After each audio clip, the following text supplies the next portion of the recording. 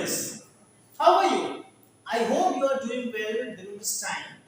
Students, as you know that you are staying at your home and trying to use this precious time, but students, this will also give you the one kind of opportunity to study more and more.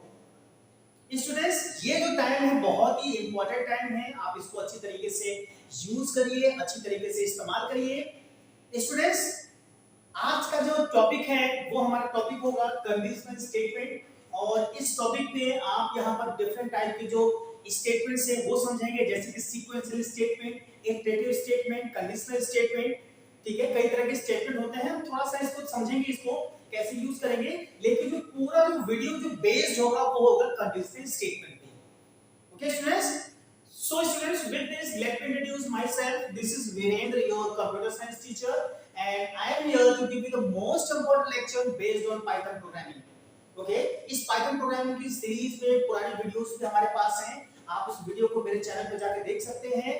और अगर आपको कोई doubt है, कोई question है, आप definitely मेरे contact में आइए।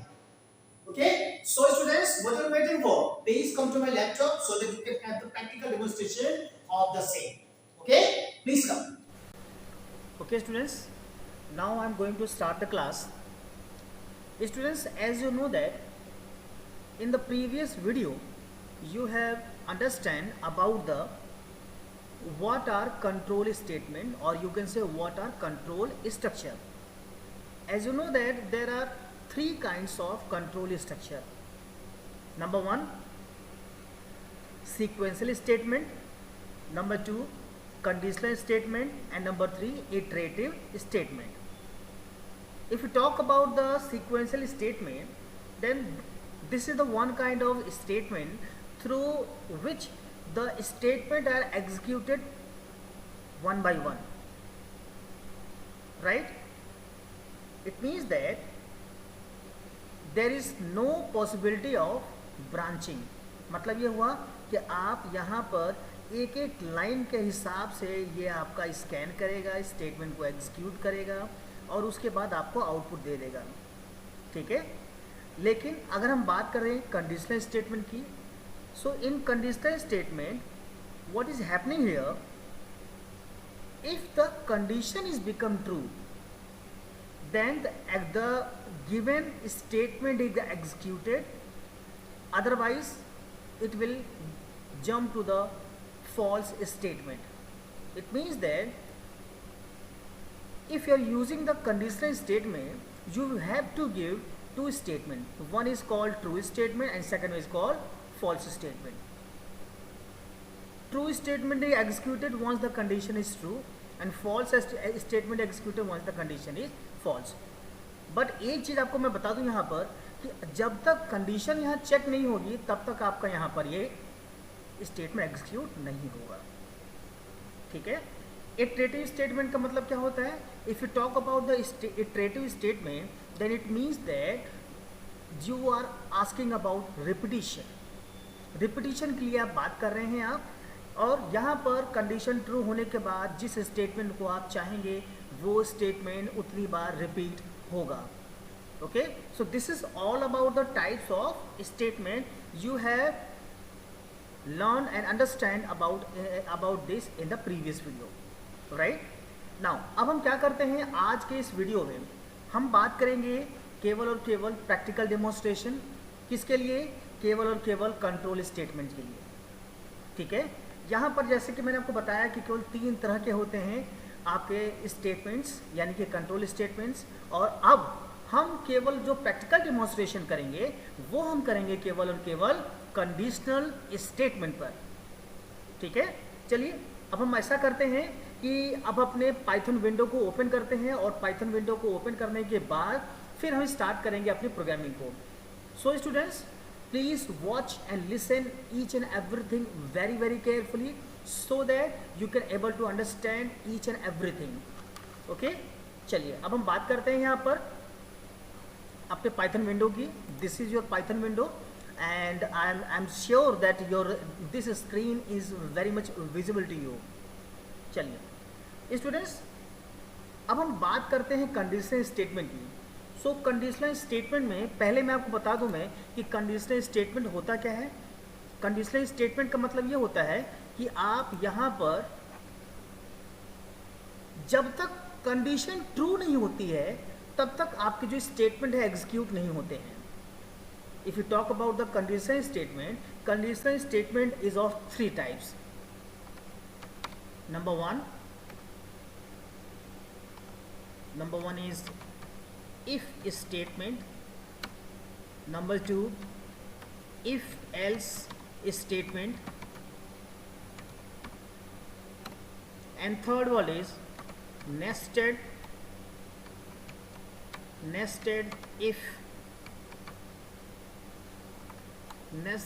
if else statements. ठीक है, ये 3 तरह के होते हैं ये. ठीक है, बारी बारी करके हम इन सब के प्रोग्राम बनाएंगे. ठीक है, चलिए अपने पाइथन विंडो की तरफ आते हैं हम लोग. अब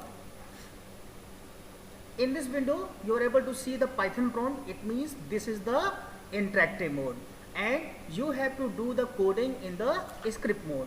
सो first of all we are coming to the script mode. So students, this is your script mode, right?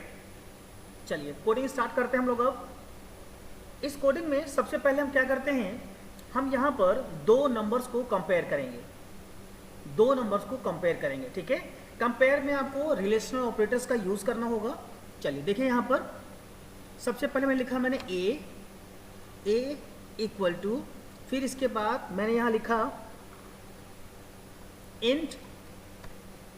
Int के बाद bracket, input, again bracket, then double quotation mark, and here you will write enter the first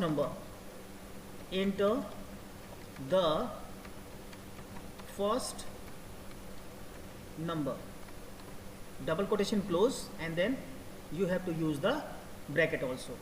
ठीक है, तो 2 बार मैंने open किया, 2 बार मैंने close कर दिया. अब हम इसी के साथ बात करेंगे दूसरे स्टेटमेंट की तरफ. तो मैंने इसको कॉपी कर लिया, then I will paste here I will write B, and here I can write here second number. ठीक है, इतना करने के बाद अब हम यहाँ पे इफ कंडीशन का यूज करेंगे.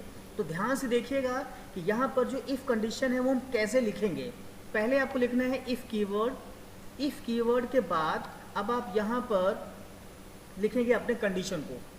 इफ कीवर्ड के बाद आप अपने लिखेंगे कंडीशन को. सपोज मैंने कंडीशन लिखा a इक्वल टू बी, कि क्या a और b दोनों बराबर हैं. ठीक है, और इसके बाद ये जो मैंने कोलन लगाया ये लगाना मत भूलिएगा. ठीक है, ये क्या करता है, जो आपकी इफ स्टेटमेंट है उसको टर्मिनेट करता है. Okay, so please be remember, don't forget to put the colon sign here. Don't forget. Okay, now after that your cursor will press enter key and your cursor will bring down. Okay, और यहाँ पर जब हम if statement का use करते हैं या हम इटरेटिव स्टेटमेंट का यूज करें या हम अपने कंडीशनल स्टेटमेंट का यूज करें तो आप विशेष ध्यान रखेंगे इंडेंटेशन का. ठीक है, जो आपकी लेफ्ट साइड में लाइन की बाउंड्री है वहाँ से 4 स्पेस राइट साइड में आपको अपने स्टेटमेंट को लिखना है. ठीक है, जैसे कि आप यहाँ देखिए, ये आपका कर्सर है, मैंने इंटर प्रेस किया, देखिए 4 स्पेस छोड़ करके आपका यहाँ पर कर्सर आ गया. यहाँ से आप अपने कंडीशंस को या अपने स्टेटमेंट को लिख सकते हैं आप. चलिए, तो पहला हमें यूज सीखना है if statement. The first type of conditional statement is if statement. कैसे लिखेंगे, यहाँ देखिए आप, पहले हमने लिखा यहाँ प्रिंट. अगर ये कंडीशन ट्रू हो जाए तो हमें क्या प्रिंट करें, प्रिंट करना है द नंबर्स आर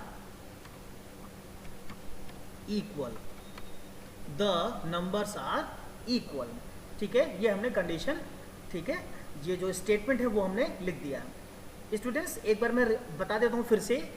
सबसे पहले आपने एक आपने नंबर को इनपुट किया जो इंटीजर टाइप का है, बी आपने एक नंबर इनपुट किया वो भी इंटीजर टाइप का है. अब हमने यूज़ किया इफ़ स्टेटमेंट. यहाँ हमने लिखा है if A equal to B colon, colon मतलब ये टर्मिनेट हो गया, और यहाँ पे फिर मैंने लिखा ट्रू स्टेटमेंट, यानी कि इफ के साथ केवल एक ही चीज है, वो है आपका ट्रू स्टेटमेंट, कि अगर कंडीशन ट्रू होती है तो आपके सामने यहाँ लिखा हुआ आ जाएगा the numbers are equal.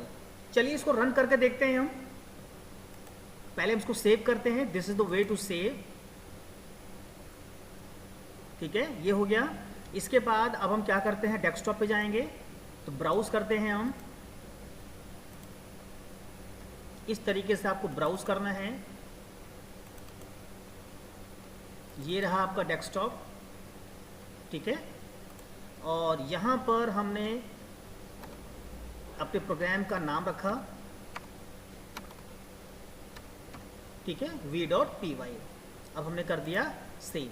So finally this is saved now. Now it's time to run the program. So you have to go to the run tab, then go to the run module. Now wait for few seconds. Now it is asking for the enter the first number. Suppose I have written here 4. Then you have to press the enter for entering the second number. Again I have pressed here 4. Then press again enter button. See, the numbers are equal. The numbers are equal. Okay? So this is the way to use the first type of if statement. ठीक है, तो आपको याद रखना पड़ेगा, if statement के बाद आपको लिखना है कंडीशन और उसके बाद स्टेटमेंट। ये आपका पहला कंडीशनल स्टेटमेंट है ये, ठीक है, ये पहले टाइप का कंडीशनल स्टेटमेंट है ये। ओके, चलिए अब हम क्या करते हैं, एक बार और इसे रन करते हैं। अब हम देखते हैं कि अगर हम कुछ और नंबर दे दें फिर क्या होता है। जैसे अभी तो हमने दोनों नंबर बराबर दिया था, अगर हमने कुछ और नंबर दिया फिर क्या होगा। चलिए एक नंबर ले लेते हैं 5, दूसरा ले लेते हैं 4। अब अगर एंटर करने के बाद हमारे सामने रिजल्ट आता है द नंबर्स आर इक्वल, ठीक है, इसका मतलब कहीं ना कहीं कुछ ना कुछ प्रॉब्लम है। Okay, let's enter. See, nothing is printed. क्यों, कुछ भी प्रिंट क्यों नहीं हुआ? रीजन ये हुआ क्योंकि आपने यहाँ पर दोनों अलग अलग नंबर लिए हैं, बराबर नहीं है। ओके, चलिए, so students I hope you are able to understand what I am trying to teach here. Okay, now students it's time to have the next one. Next one में क्या होगा कि अगर आपने कंडीशन चेक किया, condition true हुई तो true statement print होगा, नहीं तो जो फॉल्स स्टेटमेंट आपने दे रखा है वो प्रिंट हो जाएगा।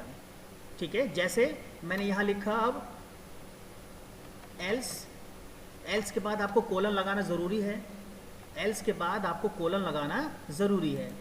ठीक है, तो मैं थोड़ा सा इसको आगे लिख देता हूँ, आगे खिसका देता हूँ। ये इफ़ के बाद क्या हो जाएगा, एल्स के बाद कोलन, और कोलन के बाद अब हम यहाँ पे लिखेंगे अपने प्रिंट स्टेटमेंट को। प्रिंट, फिर यहाँ पर हमने लिखा यहाँ पर the numbers are not equal, the numbers are not equal. ठीक है, तो पहले कंडीशन लिखा, कंडीशन के बाद मैंने ट्रू स्टेटमेंट, और उसके बाद एल्स के बाद आपका फॉल्स स्टेटमेंट। तो एल्स एक कीवर्ड है, ठीक है, ये आपको विशेष ध्यान रखना है। अब अपने प्रोग्राम को हम सेव करेंगे। Now finally we have to run this program. Let's see what will happen. Now it is asking for the first number. Suppose I have taken the 56 as the first number, then I have taken 45 as the second number. So as you know that both the numbers are not equal, so your answer must be the numbers are not equal. Let's see. Yes, it is absolutely correct here. Okay, if you again run this same program and you are giving the details as a different way, okay, let's check. Suppose I have taken the first one as a first, okay, and again I have taken 56, then both numbers are equal, then the answer must be the numbers are equal. See, it means my program is absolutely correct. तो मैंने आपको क्या बताया, दो अलग अलग तरीके का मैंने आपको बता दिया, कंडीशनल स्टेटमेंट आपको बता दिया यहाँ पर। ठीक है, तो इस चीज का अब आपको विशेष ध्यान आपको रखना है यहाँ पर। Now students, it's time to move to the next one, that is if else if। means अब हम धीरे धीरे यहाँ पर हम देखेंगे nested if की तरफ हम बढ़ते जाएंगे, हम nested if की तरफ। ठीक है, चलिए नेस्टेड इफ की तरफ बढ़ते हैं। सबसे पहले क्या करेंगे, ये दो चीज़ें रहेंगी आपकी, कंडीशन हम चेंज कर देते हैं हम, ठीक है। If A is greater than B, कि अगर A is greater than B है तब, ठीक है। तो मैंने क्या लिखा है यहाँ पर, यहाँ मैंने लिख दिया अगर ऐसा है, अगर ग्रेटर है, the first number is greater, the first number is greater, ठीक है। और अगर ये कंडीशन फॉल्स होती है तब क्या लिखते हैं यहाँ पर, अगर ये कंडीशन फॉल्स होती है तब हम लिखेंगे यहाँ पर कि ये स्मॉलर नंबर है, ये हो गया स्मॉलर नंबर, ठीक है। तो यहाँ पर अभी देखा जाए कि जो मैंने आपको प्रीवियसली बताया बिल्कुल वैसा ही है प्रोग्राम है ये, ठीक है, केवल यहाँ पे कंडीशन चेंज हो गई है, ठीक है। इसको सेव करते हैं और फिर हम आगे बढ़ते हैं। यहाँ पर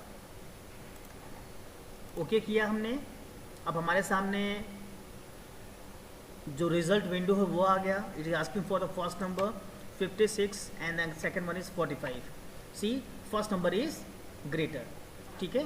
तो यहाँ पर कुछ भी चेंजेस नहीं हुए, अब हम यहाँ पर चेंज करने जा रहे हैं अब, ठीक है। अब आपको यहाँ पर एक कीवर्ड यूज़ करना है यहाँ पर, क्योंकि एक कंडीशन हमने पूछा है, अब मुझे दोबारा से एक और कंडीशन मुझे लगाना, नेस्टेड इफ। मैंने क्या बोला आपको, नेस्टेड इफ, मतलब इफ के अंदर एक और इफ कंडीशन, इफ के अंदर एक और इफ कंडीशन, ठीक है। चलिए देखिए यहाँ पर, अब हम क्या करते हैं, पहले लिखेंगे ELIF और इस चीज़ को हटा दीजिए आप, ELIF, एलिफ, ओके, ये हम लिखेंगे। और यहाँ पर अब क्या करेंगे, कंडीशन को लिखेंगे अपने, एलिफ मतलब एल्स इफ, फुल फॉर्म होता है एल्स इफ। अब यहाँ से हम दोबारा हम कंडीशन लिख सकते हैं यहाँ पर कि अगर हमने लिखा है यहाँ पर B greater than A, B greater than A, ठीक है। तो यहाँ मैंने क्या लिखा है, फर्स्ट नंबर इज ग्रेटर, और एल्स इफ में फिर कंडीशन लिखा मैंने B ग्रेटर देन, नहीं तो B A स्मॉल लिखा है, इसको हम ग्रेटर कर देंगे, ग्रेटर। यानी कि इसका कहने का मतलब क्या हुआ कि अगर A बड़ा है तो A आपको लिखा हुआ आ जाए, A फर्स्ट, यानी कि जो फर्स्ट नंबर है वो ग्रेटर है, अदरवाइज दूसरी कंडीशन में B अगर बड़ा है तो B आपको बड़ा हुआ लिखा आ जाए। अब हम क्या करते हैं, नंबर को भी आपको यहाँ पर इनपुट कर देते हैं कि क्या नंबर है। यहाँ मैंने लिख दिया A और यहाँ भी मैंने कॉमा लगा के लिख दिया मैंने B। तो यही तरीका आपको यूज़ करना है, ठीक है। तो यहाँ मैंने लिखा इफ़ के अंदर एक और इफ़, ठीक है। अब हम एक कंडीशन देंगे, एल्स वाली कंडीशन दे देते हैं हम यहाँ पर, एक हम कंडीशन देंगे यहाँ पर एल्स की, ठीक है, कि अगर दोनों ही कंडीशन अगर गलत हो जाए तब हम क्या करेंगे, यहाँ पर एंटर, एल्स के बाद एंटर दबाइए और यहाँ लिखिए प्रिंट, प्रिंट के बाद अब आप लिखिए यहाँ पर both numbers are equal, both numbers are equal, इसके बाद यहाँ पे क्लोज हो गया ये, ठीक है। तो अब हम क्या करेंगे, यहाँ पर हम इस चीज़ को अब हम एग्जीक्यूट करते हैं और देखते हैं कि इसका जो आउटपुट है वो किस तरीके से आता है। Okay, first I will save this program, now go to the run and then run module. Now the screen is asking for the first number. Suppose I have taken the first number as a 45 and second number is as 23. Okay, so I think the first number is greater. A बड़ा है यहाँ पर, इसलिए देखिए first number is greater, यहाँ लिखा हुआ आ गया 45. Okay, चलिए अब हम यहाँ पर अपने एक बार और रन करके हम देखते हैं एक बार और. Now it is asking for the first number. Suppose I have taken here 23, then 56. Then the first number is greater. ठीक है, तो आपको यहाँ पे दिखाई दे रहा होगा यहाँ पर कि फर्स्ट नंबर यहाँ पे ग्रेटर आपका हो गया है ये. ठीक है, चलिए अब हम यहाँ पर कुछ चेंजेस करते हैं प्रोग्राम में. अब हम कुछ अपने प्रोग्राम में चेंजेस करते हैं. हम चेंजेस में क्या है आपका कि अगर यहाँ पर A बड़ा है B से तो फर्स्ट नंबर आ जाए. ठीक है, और यहाँ पर मुझे चेंज करना पड़ेगा, यहाँ लिखना पड़ेगा सेकेंड नंबर इज ग्रेटर। बार बार आपका फर्स्ट हो रहा था, रीजन क्योंकि वहां मैंने गलती से फर्स्ट लिखा था। फिर से इसको सेव करिए एक बार और, फाइल के अंदर जाइए और सेव कर दीजिए। Run module. चलिए देखिए, पहला नंबर 56, अगर मैंने दूसरा भी 56 ले लिया, बोथ नंबर्स आर इक्वल, बिल्कुल ठीक है। ये एल्स कंडीशन में आ जाएगा। और इसी के साथ अगर हम यहाँ पर दोबारा से इसको यूज़ करें हम, तो दोबारा से यूज़ करने के बाद अगर हमने यहाँ दिया एक नंबर दे दिया 23, दूसरा हमने दे दिया यहाँ पर 56, तो सेकंड नंबर इज़ ग्रेटर। ठीक है, तो अब जाके ये प्रॉपर तरीके से प्रोग्राम आपका एग्जीक्यूट हुआ। तो अब आपको देखना क्या है यहाँ पे ये देखना है कि इफ़ कंडीशन के साथ आपको यहाँ कंडीशन लिखनी है, इफ़ स्टेटमेंट के साथ, और उसके बाद आपको यहाँ पर लिखना है एलिफ मतलब एल्स इफ, फिर एक कंडीशन, कोलन लगाना मत भूलिएगा, फिर इसके बाद एल्स के बाद यहाँ पे आप अपने अपने स्टेटमेंट को लिख सकते हैं आप। ठीक है, सो उम्मीद करता हूँ यहाँ तक आपको समझ में आ गया होगा। Okay students, now we are moving to the next type of conditional statement in which you can use multiple conditions, okay, in the conditional statement। मतलब क्या हुआ कि आप अब जो पढ़ने वाले हैं उसमें एक नहीं कंडीशन है, मल्टीपल कंडीशंस को यूज कर सकते हैं आप। ठीक है, ये भी एक आपका टाइप है कंडीशनल स्टेटमेंट का। ओके चलिए शुरू करते हैं हम। सबसे पहले मैंने इसको हटा दिया, ये। अब यहाँ पर जो हमारे प्रोग्राम है हम ये चेक करेंगे, 3 नंबर को हम इनपुट करेंगे और तीनों नंबर को इनपुट करने के बाद फिर हम चेक करते हैं हम। ठीक है, बारी बारी करके एक बार ऐड कराएंगे, फिर एक बार सब्ट्रैक्ट कराएंगे। ठीक है, चलिए देखिए यहाँ पर हम एक नंबर इनपुट कर रहे हैं C। ठीक है, यहाँ पर एक नंबर हम इनपुट करेंगे C। ठीक है, इसका नाम हमने रख दिया C, और ये सेकंड नंबर था, यहाँ हमने लिख दिया थर्ड। ठीक है, ये आपका थर्ड नंबर हो गया है। तो 3 नंबर बारी बारी करके मैंने इनपुट कर दिया। अब हम क्या करेंगे यहाँ पर इफ, और इफ कंडीशन के बाद यहाँ पर हम लिखेंगे अपने कंडीशंस को। ओके सो अब हम क्या करते हैं, अपनी कंडीशंस को लिखेंगे। मैंने यहाँ कंडीशन लिखा, मैंने यहाँ जो कंडीशन लिखा है कि यहाँ पर C इक्वल टू, और यहाँ मैंने दे दिया प्लस, इस तरीके से। ठीक है, C में हमने एक तरह से देखा जाए, हम यहाँ पर नंबर इनपुट नहीं करना चाहते हैं, हम यहाँ पर हम इनपुट करना चाहते हैं क्या चीज़, एक स्ट्रिंग को, एक कैरेक्टर को। सो मैंने क्या किया, यहाँ पे हटा दिया है। ठीक है, और यहाँ पे जो हम प्रोग्राम बनाने वाले हैं, यहाँ पर अगर ऑपरेटर हमने प्लस चूज़ किया तो हमारा दोनों नंबर ऐड हो जाएंगे, माइनस चूज़ किया तो सब्ट्रैक्ट हो जाएगा। तो मैंने क्या लिखा है यहाँ पर कि अगर C इक्वल टू प्लस है, ठीक है, तब क्या करिए, ऐड कर दिए। तब अब क्या करिए, ऐड करिए। तो मैंने यहाँ लिखा प्रिंट, प्रिंट के बाद मैंने यहाँ लिख दिया, क्या लिख दिया, सम। ठीक है, कॉमा A प्लस B, कि अगर प्लस का साइन आपने चूज किया है तो क्या करे वो, केवल और केवल ऐड करे वो, नहीं तो अगर ऐसा नहीं करना है तब क्या करे वो, ये आपका यूज करे एलिफ। एलिफ के बाद एक और कंडीशन, और यहाँ पे अब हम दे देंगे यहाँ पर सब्ट्रैक्शन के लिए, इस तरीके से कि अगर स्टूडेंट ने सब्ट्रैक्शन चूज किया है तब उसके लिए करिए। फिर हम यहाँ लिखेंगे प्रिंट, प्रिंट के बाद यहाँ पर ब्रैकेट, और यहाँ लिख देते हैं सब्ट्रैक्शन, या लिख देते हैं यहाँ पर डिफरेंस, यहाँ लिख देते हैं डिफरेंस। फिर यहाँ लिख देंगे A माइनस B, और यहाँ हो गया ब्रैकेट क्लोज। ठीक है, फिर इसके बाद एक और एलिफ लगाइए, यहाँ पर एक और यहाँ एलिफ लगाइए कि अगर C इक्वल टू किसी ने क्या चूज कर लिया, एस्ट्रिक चूज कर लिया। ठीक है, अगर एस्ट्रिक चूज कर लिया तब हम क्या करें, यहाँ पर प्रिंट लिखेंगे, प्रिंट के बाद ब्रैकेट, और यहाँ लिख देते हैं मल्टीप्लिकेशन,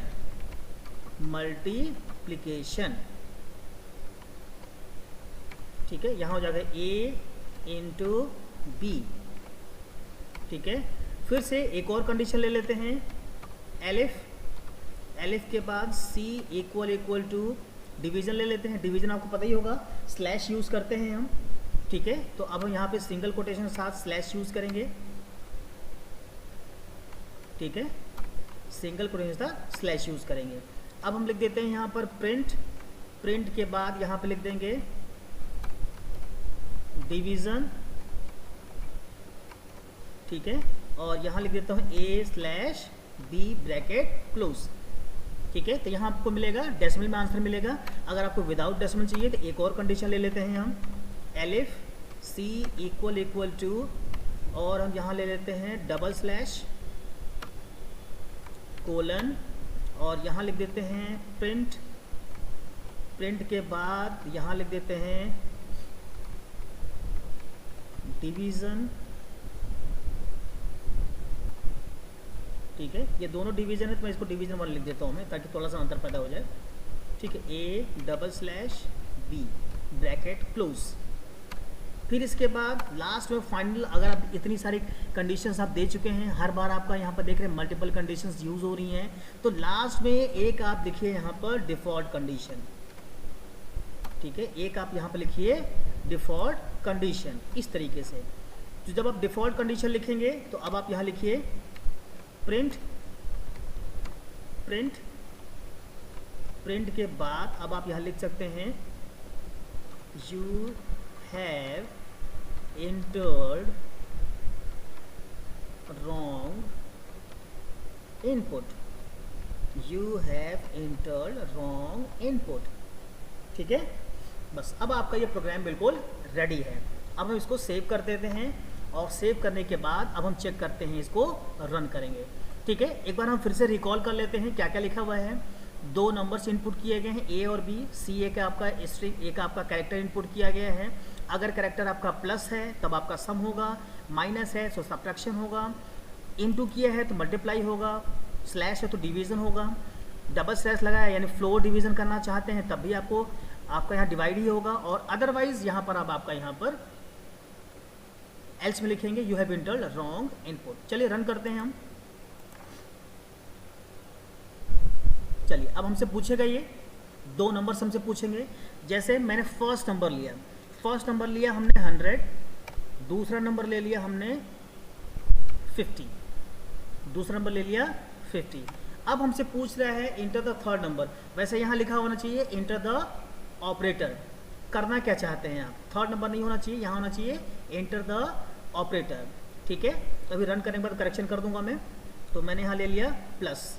अब देखिए यहाँ पर जो आंसर आएगा सम इक्वल टू 150, ठीक है। तो मैंने प्लस करना चाहा, केवल प्लस ही यहाँ पे आया, ठीक है। चलिए मैं यहाँ पे लिख देता हूँ, मैं